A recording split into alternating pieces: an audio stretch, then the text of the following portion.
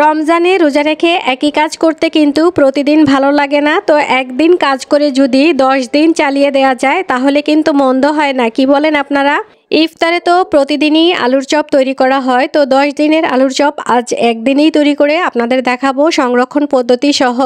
এখানে 1 কেজি পরিমাণে আলু সেদ্ধ করে নিয়েছি। একটা পটেটো ম্যাশার দিয়ে আমি খুব সহজেই কিন্তু গরম থাকা অবস্থায় ম্যাশ করে নিয়েছি। তো আপনারা এই কাজটা চামচ দিয়েও করে নিতে পারবেন, কিন্তু গরম থাকা অবস্থায় ম্যাশ করে নিতে হবে। এরপর 3টা সেদ্ধ ডিমও আমি পটেটো ম্যাশার দিয়ে ম্যাশ করে নিচ্ছি। ডিমগুলো আপনারা একটা গ্রেটারের মোটা অংশ দিয়ে গ্রেট করেও নিতে পারেন, তাহলে খুব সুন্দর করে আলুর সাথে মিশে যাবে। এখন দিয়ে দিচ্ছি আধা কাপ পরিমাণে পেঁয়াজ কুচি, টেস্ট অনুযায়ী লবণ, সামান্য পরিমাণে বিট লবণ দিয়ে দিচ্ছি টেস্টের ব্যালেন্সের জন্য। এরপর দিয়ে দিচ্ছি ভাজা শুকনো মরিচ বেশ খানিকটা পরিমাণে।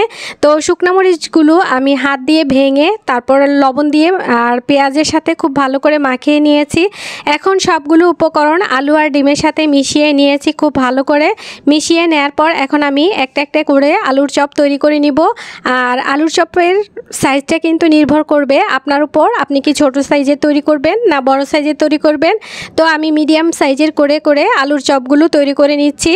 দেখা যায় যে রমজানে বিকেলবেলা প্রচুর পরিমাণে কাজ থাকে, তো কোনটা রেখে কোনটা করব। তো এভাবে যদি আমরা একটা কাজ করে 10 দিন চলতে পারি তো সেক্ষেত্রে কিন্তু অন্যান্য কাজগুলো করতে আমাদের তেমন অসুবিধা হয় না। তো সেজন্যই আমি এই কাজটা করি।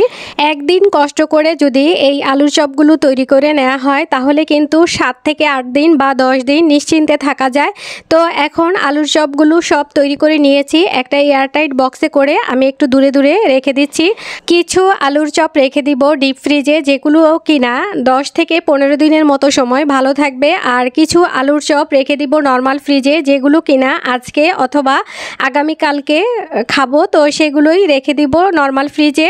এভাবে করে ডিপ ফ্রিজে রেখে দিলে কিন্তু এক খাবারের গন্ধ অন্য খাবারেও ঢুকবে না। তো এখন আমি আপনাদের আলুর চপগুলো ভেজে দেখাচ্ছি। তো বেসনের গোলা আমি এখানে তৈরি করে নিয়েছি। বেসনের গোলাটা তৈরি করেছি। 1 কাপ বেসনের মধ্যে দিয়েছি আমি 2 টেবিল চামচ কর্নফ্লাওয়ার, সামান্য পরিমাণে মানে 1 চিমটি পরিমাণে বেকিং সোডা, টেস্ট অনুযায়ী লবণ আর একেবারেই সামান্য পরিমাণে হলুদ আর মরিচের গুঁড়া দিয়ে খুব ভালো করে একটা বেটার তৈরি করে নিয়েছি। একটা কড়াইতে পর্যাপ্ত পরিমাপে সয়াবিন তেল গরম করে নিয়েছি। গরম করে নেওয়ার পর আমি একটা একটা আলুর চপ নিচ্ছি আর ডিপ করে গরম তেলে ছেড়ে দিয়েছি। তো গরম তেলে ছেড়ে দেওয়ার পর উল্টে পাল্টে ভেজে নিলেই তৈরি হয়ে যাবে খুবই মজাদার আলুর চপ। তো আলুর চপের ফ্রোজেন পদ্ধতি সহ এই রেসিপিটি যদি আপনাদের কাছে ভালো লাগে আপনারা একটা লাইক দিয়ে ফ্রেন্ডস ও ফ্যামিলির সাথে শেয়ার করে দিতে পারেন। আল্লাহ হাফেজ।